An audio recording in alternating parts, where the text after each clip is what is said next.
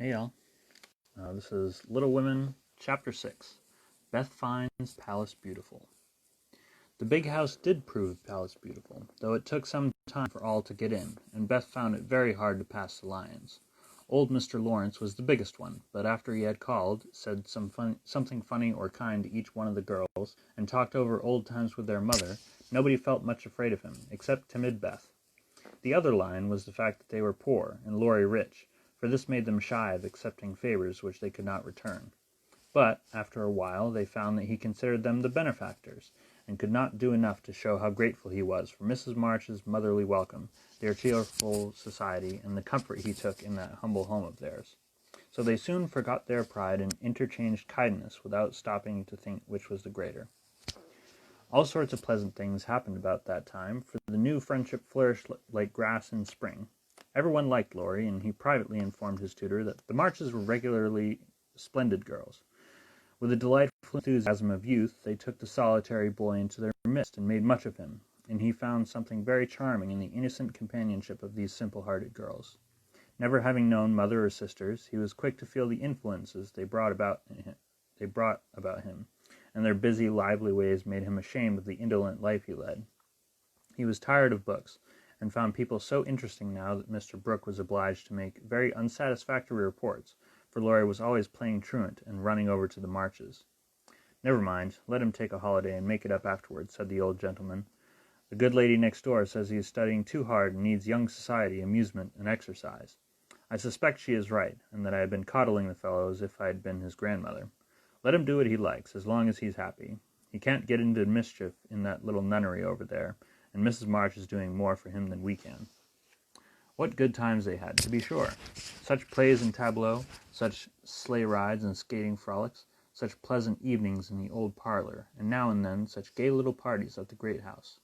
Meg could walk in the conservatory whenever she liked, and revel in bouquets. Jo browsed over the new library voraciously, and convulsed the old gentleman with her criticisms. Amy copied pictures and enjoyed beauty to her heart's content, and Laurie played the Lord of the Manor in the most delightful style. But Beth, though yearning for the grand piano, could not pluck up courage to go to the mansion of bliss, as Meg called it. She went once with Jo, but the old gentleman, not being aware of her infirmity, stared at her so hard from under his heavy eyebrows, and said, "Hey!" so loud that he frightened her so much her feet chattered on the floor, she told her mother, and she ran away, declaring she would never go there any more, not even for the dear piano. No persuasions or enticements could overcome her fear, till, the fact coming to Mr. Lawrence's ear in some mysterious way, he set about mending matters. During one of the brief calls he made, he artfully led the conversation to music, and talked away about great singers whom he had seen, fine organs he had heard, and told such charming anecdotes that Beth found it impossible to stay in her distant corner, but crept nearer and nearer, as if fascinated. At the back of his chair she stopped, and stood listening, with her great eyes wide open and her cheeks red with the excitement of this unusual performance. Taking no more notice of her than if she had been a fly, Mr. Lawrence talked on about Laurie's lessons and teachers, and presently, as if the idea had just occurred to him, he said to Mrs. March, "The boy neglects his music now, and I'm glad of it, for he was getting too fond of it. But the piano suffers for want of use. Wouldn't some of your girls like to run over and practice on it now and then, just to keep it in tune, you know, ma'am?" Beth took a step forward, and pressed her hands tightly together to keep from clapping them, for this was an irresistible temptation, and the thought of practicing on that splendid instrument quite took her breath away. Before Mrs. March could reply, Mr. Lawrence went on with an odd little nod and smile.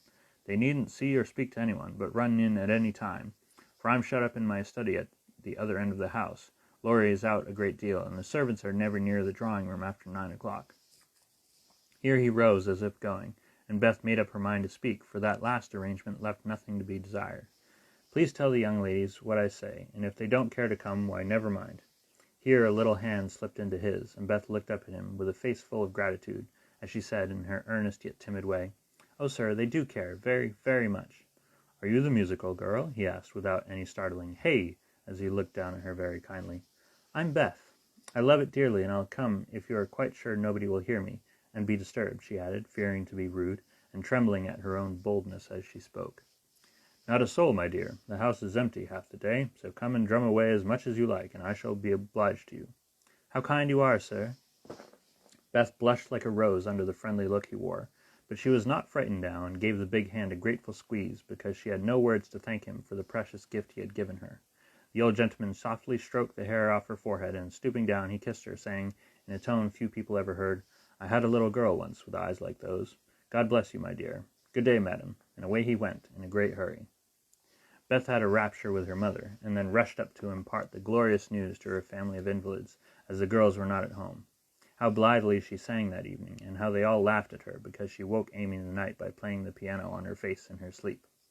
Next day, having seen both the old and young gentlemen out of the house, Beth, after 2 or 3 retreats, fairly got in at the side door, and made her way as noiselessly as any mouse to the drawing-room where her idol stood. Quite by accident, of course, some pretty easy music lay on the piano, and with trembling fingers and frequent stops to listen and look about, Beth at last touched the great instrument, and straightway forgot her fear, herself, and everything else but the unspeakable delight which the music gave her, for it was like the voice of a beloved friend. She stayed till Hannah came to take her home to dinner, but she had no appetite, and could only sit and smile upon everyone in a general state of beatitude. Beatitude? After that, the little brown hood slipped through the hedge nearly every day, and the great drawing-room was haunted by a tuneful spirit that came and went unseen. She never knew that Mr. Lawrence often opened his study door to hear the old-fashioned airs he liked. She never saw Laurie mount guard in the hall to warn the servants away. She never suspected that the exercise books and new songs which she found in the rack were put there for her especial benefit, and when he talked to her about music at home, she only thought how kind he was to tell things that helped her so much. So she enjoyed herself heartily, and found, what isn't always the case, that her granted wish was all she had hoped. Perhaps it was because she was so grateful for this blessing that a greater was given her. At any rate, she deserved both. "Mother, I'm going to work Mr. Lawrence a pair of slippers. He is so kind to me, I must thank him, and I don't know any other way. Can I do it?" asked Beth, a few weeks after that eventful call of his. "Yes, dear, it will please him very much, and be a nice way of thanking him. The girls will help you about them, and I will pay for the making up," replied Mrs. March, who took peculiar pleasure in granting Beth's request, because she so seldom asked anything for herself. After many serious discussions with Meg and Joe, the pattern was chosen, the materials bought, and the slippers begun. A cluster of grave yet cheerful pansies on a deeper purple background was pronounced very appropriate and pretty, and Beth worked away early and late, with occasional lifts over hard parts. She was a nimble little needlewoman, and they were finished before anyone got tired of them.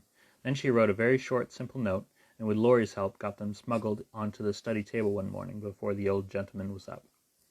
When this excitement was over, Beth waited to see what would happen.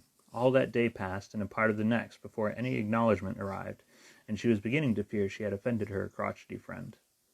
On the afternoon of the second day, she went out to do an errand, and gave poor Joanna, the invalid doll, her daily exercise.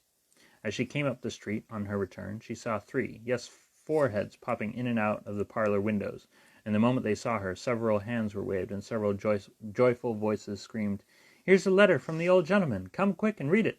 "Oh, Beth, he sent you," began Amy, gesticulating with unseemly energy, but she got no further, for Joe quenched her by slamming down the window. Beth hurried on in a flutter of suspense. At the door her sisters seized and bore her to the parlor in a triumphal procession, all pointing and all saying at once, "Look there! Look there!" Beth did look, and turned pale with delight and surprise, for there stood a little cabinet piano, with a letter lying on the glossy lid, directed like a signboard to Miss Elizabeth March. "For me?" gasped Beth, holding on to Joe and feeling as if she should tumble down, it was such an overwhelming thing altogether. "Yes, all for you, my precious. Isn't it splendid of him? Don't you think he's the dearest old man in the world? Here's the key in the letter. We didn't open it, but we are dying to know what he says," cried Joe, hugging her sister and offering the note. "You read it. I can't. I feel so queer. Oh, it's too lovely," and Beth hid her face in Joe's apron, quite upset by her present. Joe opened the paper and began to laugh, for the first words he saw were, "Miss March. Dear Madam." "How nice it sounds. I wish someone would write to me so," said Amy, who thought the old-fashioned address very elegant. I have had many pairs of slippers in my life, but never had any that suited me so well as yours," continued Joe. "Heart's ease is my favorite flower, and these will always remind me of the gentle giver. I like to pay my debts, so I know you will allow the old gentleman to send you something which once belonged to the little granddaughter he lost. With hearty thanks and best wishes, I remain, your grateful friend and humble servant, James Lawrence." "There, Beth, that's an honor to be proud of, I'm sure. Laurie told me how fond Mr. Lawrence used to be of the child who died, and how he kept all her little things carefully. Just think, he's given you her piano. That comes of having big blue eyes and loving music, said Joe, trying to soothe Beth, who trembled and looked more excited than she had ever been before. See the cunning brackets to hold candles, and the nice green silk puckered up, with a gold rose in the middle, and the pretty rack and stool all complete, added Meg, opening the instrument and displaying its beauties. Your humble servant, James Lawrence. Only think of his writing that to you. I'll tell the girls. They'll think it splendid, said Amy, much impressed by the note. Try it, honey. Let's hear the sound of the baby piano, said Hannah, who always took share in the family joys and sorrows. So Beth tried it, and everyone pronounced it the most remarkable piano ever heard.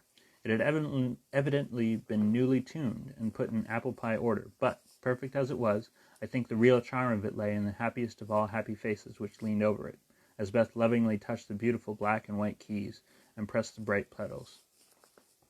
You'll have to go and thank him, said Joe, by way of a joke, for the idea of the child's really going never entered her head. Yes, I mean to. I guess I'll go now before I get frightened thinking about it. And to the utter amazement of the assembled family, Beth walked deliberately down the garden, through the hedge, and in at the Lawrences' door. Well, I wish I may die if that isn't the queerest thing I ever see. The peony has turned her head, and she'd have never gone in her right mind, cried Hannah, staring after her while the girls were rendered quite speechless by the miracle.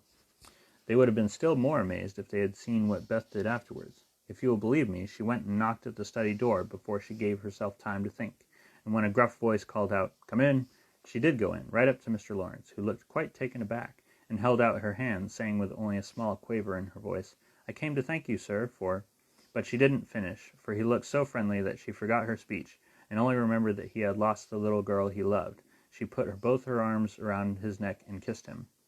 If the roof of the house had suddenly flown off, the old gentleman wouldn't have been more astonished, but he liked it. Oh dear, yes, he liked it amazingly, and was so touched and pleased by that confiding little kiss that all his crustiness vanished, and he just set her on his knee and laid his wrinkled cheek against her rosy one, feeling as if he had got his own little granddaughter back again.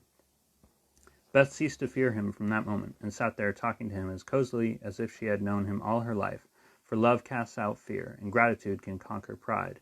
When she went home, he walked with her to her own gate, shook hands cordially, and touched his hat as he marched back again, looking very stately and erect, like a handsome, soldierly old gentleman as he was. When the girls saw that performance, Joe began to dance a jig, by way of expressing her satisfaction. Amy nearly fell out of the window in her surprise, and Meg exclaimed with uplifted hands, "Well, I do believe the world is coming to an end." And thus ends Chapter 6. I love you all. Have a good night.